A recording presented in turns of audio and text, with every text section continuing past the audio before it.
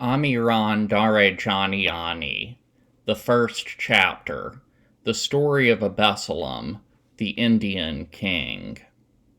There was once in India a king Abessalam who was powerful, wise, and free from all sorrows.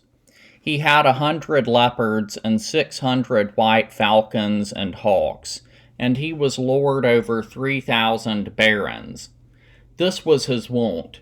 On the second, third, and fourth days of the week, on each of these three, he would summon his barons, 1,000 at a time, to a feast whereat, amid pomp and rejoicing, he would bestow gifts upon them after their deserts. Then on the fifth, sixth, and seventh days, he would go hunting and take his ease. And on the first he would sit in state and busy himself with the affairs of the realm, dispensing justice and ordering the concerns of castles, cities, and provinces. One day he ordered a hunt and went out and enjoyed good sport. Afterwards he returned home, and in high good humor commanded a banquet. Then he gave thanks to the beaters, saying, "You found me good sport. Now I would have you go out again and rouse me some more close at hand." The beaters went out and found more game than they could make a reckoning of. Presently they came upon an antelope with golden horns, black eyes and hooves, a white belly, and a red back. The man who had seen it first returned to the king and made report. The king asked, "What manner of animal have you seen?" And he replied, "O king, may you live forever. I have seen an antelope with golden horns, eyes and hooves as black as jet, a white belly, and a red back." The king rejoiced and said to his barons, "A strange creature is it indeed that this man has seen. I must not fail to behold it. And as it is such a marvel, it is my desire that we capture it unharmed." They put an end to the feast, and the king and all his barons made ready. They took the beater with them, and he brought them to the place where he had found the animal. They went out onto the plain and saw the antelope looking just as the man had said. The king said, "Let every man charge, but take care not to kill it." Then they all charged, while the antelope made off. After they had galloped a day's journey, only the king and 3 of his barons were left in the hunt, for all the rest had fallen away wearied. They continued with the chase until dusk, over the distance of 7 days' journey, for neither could they overtake the antelope, nor would they give up. At length, however, the antelope got in among some rocks, gave a bound, and disappeared. Now they found themselves gazing out over a strange land. No landmark could they recognize, nor did they see on any side town, village, or beast. Quite unknown to them was this land, and they had no notion where they might be. Then presently, looking about, the king perceived a stone building, and wondering said, "What manner of building can this be, in such a desolate place?" Entering, they found on the one hand the portraits of 3 chabukis, with set among them the picture of a maiden whose like has never been seen by the eye of man. One of the chabukis, who was tall, of magnificent appearance, and clad in mail, had a scimitar in his hand. Above his portrait was written, "When I, Amiran-Darejaniani, with my retainer, Savar Samidze, Badri Iaministe, with his retainer Indo-Chabuki, Nosar Nisraeli with his retainer Ali Dilami, reached this place after slaughtering the Kajis and brought away the daughter of the king of the seas, the whole of Arabia bore down upon us. Then not ill did we quit ourselves. Then the king and his barons perceived to the left portraits of the 3 Chabuki retainers. They came out of the building, and there upon the plain they saw the bones of horses and of men, together with pieces of shattered armor such as the eye of man has never seen. The king and his barons wondered and said, "Who can those Chabukis have been, and when can they have lived? One would seem to have been the lord of the others, but yet they look as if they were of the same land as he." Thus did they talk, but as they could find out nothing, they turned back. After 7 days they won their way with much trouble out of that unknown land, and made for the royal palace. The barons assembled to find the king melancholy, for it grieved him to be left without any knowledge of those Chabukis. He would not eat or go out to hunt or have any feasting. The news ran through the whole land of how the spirit of Absalom, the Indian king, had been troubled by the finding of a building out on a plain. Some interpreted this in one way, some in another. At length Jazir, first among the viziers, came before the king and said, "O king, may you live forever. Great is my presumption, I know, yet I cannot forbear. For even if you should be angered and cut off my head, death would be a joyful release after beholding you thus plunged in grief." Then the king commanded him, "Speak, Jazir, first among the viziers. You are not wont to talk foolishly." Jazir went on, "O king, may you live forever. Now, so please you, ever since you went off in pursuit of that antelope, you have been weighed down by grief. Neither hunt nor feast have you held, wherefore the whole land is given over to melancholy and gloom." The king replied, "I know, even as I have heard it said, O first among my viziers, that by brooding on this untoward chance I have brought grief upon myself. And yet I cannot rid myself of unease. In a desolate place I found the likenesses of certain men, the portraits of 6 Chabukis, and among these the portrait of a beautiful maiden. Of one of these men I could see to be the lord of the others, but who these Chabukis can have been I do not know." And he went on, "Anyone who has seen them must tell me all that he knows of them." Then Jazir, first among the viziers, said, "O king, may you live forever. Since it distresses me that your majesty should grieve in this fashion, this would I say to you. What if you have seen the portraits of some wretched men or other, and yet have failed to learn their story?" The king replied, "I know that I have none save myself to blame for this grief, but still I cannot rid myself of it." Jazir, first among the viziers, said, "The realm and your whole people are sunk in gloom. Now, if it please you, go out hunting and hold feasts, for you are the first among all kings. And even though you have not learned the story of those Chabukis, send out men to ascertain it." The king listened to the counsel of Jazir the vizier. He went out to hunt, afterwards returned to his palace, dined, took his ease, and held a feast. And still he could not root out the sorrow in his heart. The news spread through the whole land. The king is deep in melancholy. While in pursuit of an antelope, he came upon a building with the portraits of certain men inside, and he would fain learn their story. Yet, ask whom he will, no one can tell it to him. The king sat with his barons about him, and there was talk of nothing save the finding of the portraits.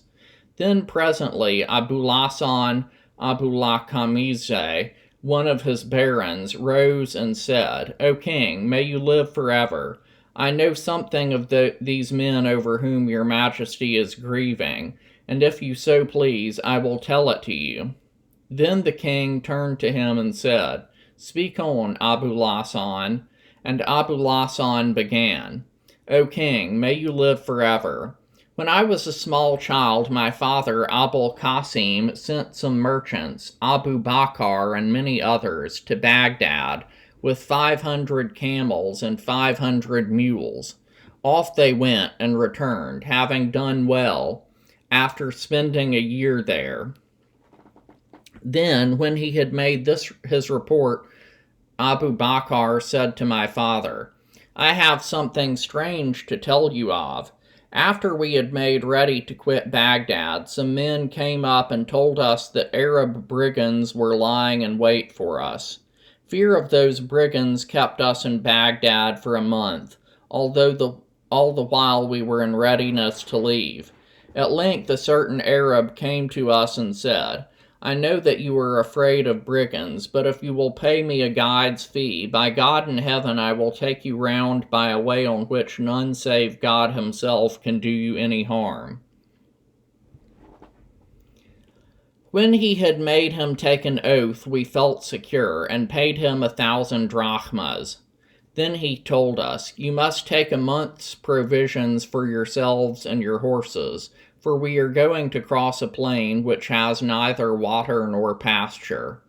We furnished ourselves with everything that he had told us to obtain, set out, and then after journeying for a fortnight through a desolate region, we came to an immense plain on which there lay so many bones that it was as though there had been a snowfall of horses and men. In the middle was a hill with a stone building upon it. Amazed, we asked our guide about these strange sights and that building. He replied, 'Do you not know of this? It is the memorial put up by Amiran-Darejaniani.' We entered the building and found inside the portrait of a fine-looking chabuki, clad in mail, who held a scimitar in his hand. Alongside were the portraits of 6 other persons, and above was written, 'When I, Amiran-Darejaniani, with my retainer Savar Samidze, Badri Iammanizde, with his retainer Indo Chabuki, Nosar Nisreli, with his retainer Ali Dilami, reached this place after slaughtering the Kajis, great hosts bore down upon us, and then not ill did we quit ourselves.' Amazed, I asked, 'Who can those Chabukis have been?' But the guide only replied that the building was a great landmark for the whole land. Then I asked him what they had done, but he told us that he knew no more. When his man had given my father Abul Qasim his report of the profitable trading he had done, my father, delighted, went to sit in his garden and feasted in high good humor. I, a small child at the time, stood by and listened while he asked Abu Bakr for news of Persia. When Abulasan had told him this story, the king said, 'It grieves me that such men should have lived, and yet I cannot learn their story.' He sank into a still deeper melancholy, and ceased to go out hunting and to hold feasts. Then at length Jazir, first among the viziers, went before him and said, 'O king, may you live forever. I too grieve that you have found out nothing concerning these men.' He spoke in this fashion because he had already spoken his mind in his first speech, and he did not venture to voice it again, for it is not for a liege man to argue overmuch with his lord, or to boast that he will deal with everything. Jazir, first among the viziers, continued, 'Send men to the cities of Persia. Perhaps some retainer of Amiran's from whom we could learn something may still be alive.' The king was pleased with Jazir's words and sent envoys to all the provinces of Persia. They were away for a long time, two of them coming away from Baghdad after a sojourn during which they had failed to learn anything, overtook an old man on the road who asked them, "Where do you come from, brothers? You have the look of foreigners to me." They told him everything, that they were Indians, and the business they were traveling on. Then he said to them, "If you treat me generously, I will help you on your way." They rejoiced, and one of them presented him with some very choice Indian raiment. Then he told them, "Nearby there is a small city built by Amiran himself, and there his retainer, Savar Samidze, lives still. Savar Samidze was his companion in all his exploits from youth up, and he can tell you everything." The envoys set off, and after journeying for 5 days, they came to a very fine city on the bank of a river that came flowing down from the land of Balkh. When they drew near, they saw a portrait of Amiran-Darejaniani on horseback on the wall with the city gate. And each said to the other, "That is the man over whom our lord the Indian king is grieving." They entered the city and were met and given lodging.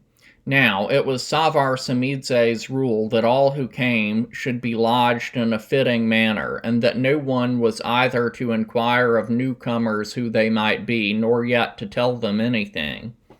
And so those envoys stayed there for 3 days without being questioned by anyone. On each of those 3 days they were summoned to feast. Under the roof on the end wall of the large hall there was a portrait of Amiran-Darejaniani. Savar Samidze, an old man, came and sat down in the hall to feast. When they had begun to bring in the wine, he summoned his attendants, and they sat down on either side of him. They all rose. Savar Samidze first offered up a prayer to God, and then turned, gazed upon the portrait of Amiran-Darejaniani, wept, and said, "There is a man whose like has never been upon the earth." On each of those 3 days the envoys made obeisance, sipped, and sat down. On the fourth, after making obeisance, they said, "We have been sent to you by the Indian king. Give ear." When they had told him of all that the king had commanded, Savar Samidze wept and said, "Had you not been sent by a great king, by God in heaven, I should cut off your heads. You will not succeed in getting me to tell you my lord's story." He dismissed them, and they went back to the Indian king and said, "O king, may you live forever. We have found one who was Amiran-Darejaniani's retainer, a fine-looking old man, but he would tell us nothing." The king rejoiced and said, "Thanks be to God that I should have the chance of learning this story before my days are done." Then his servants told him, "If you do not see him soon, he may die, being an old man." Straightway the king sent envoys with this letter to Savar Samidze. To Savar Samidze, the renowned Chabuki, "Our Majesty sends you this summons. We rejoice that you are still alive, and thank God for granting you length of days. Now, as soon as you have read this letter from us, make haste to appear before us, that the sight of you may rejoice us. We will treat you with the honor due a father, and entertain you as if you had been tutor to us in our boyhood, while you shall tell us the story of your lord Amiran-Darejaniani, and so dispel the melancholy which oppresses our heart. Long life to you." They presented this letter to Savar Samidze, who, when he had read it, wrote in reply, "King of kings, may you live forever. Savar Samidze, earth beneath your majesty's feet, has read what you command. Rejoicing, I have lifted up my hands and blessed your majesty.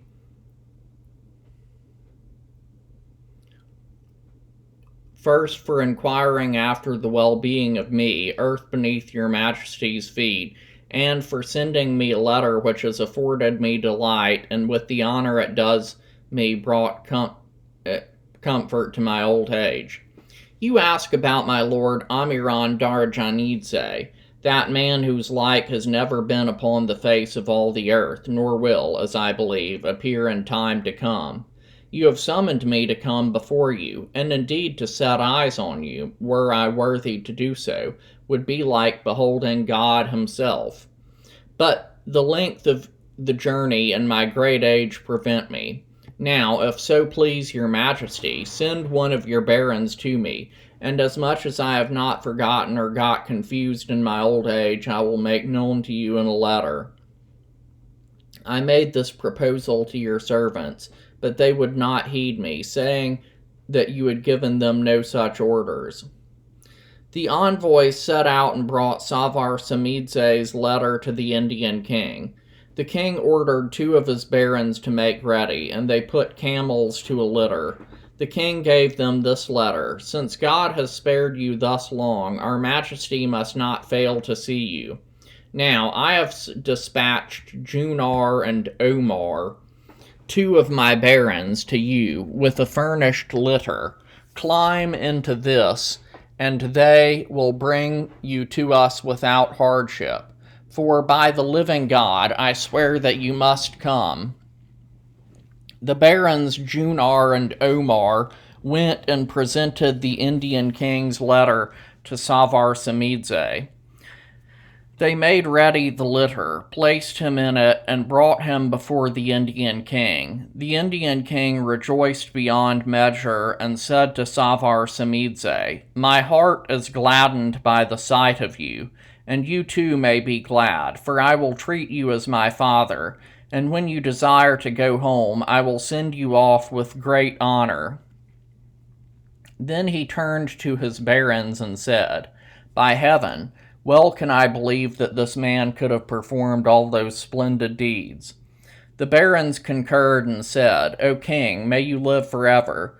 Never have our eyes beheld such a man, and yet how much more splendid must his lord have been. Then Savar Samidze made obeisance to the great Indian king, wept, and said, What would your majesty have said had you seen my lord, since a pitiful old man can please you thus much? For some time they entertained him with great honor, and bestowed gifts upon him every day.